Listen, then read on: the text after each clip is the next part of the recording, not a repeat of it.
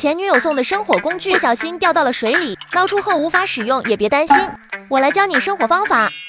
我们可以拿出美味的巧克力，将包装纸拆开，切成小条，连接到电池的正负极上，一会儿就产生了火星。放到木屑上将其点燃。小姐姐觉得有难度，于是等到竹子变干时，将其对半劈开，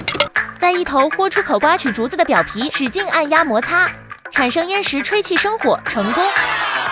小哥捡来别人扔掉的打火机，擦干后拆开打火机，摩擦打火机外壳，再收集一些火石粉，将两者混合摩擦火星，将其点燃。还有一种有意思的方法，就是用木棒代替电钻头，使劲摩擦产出烟，快速放到棉片上，生火成功。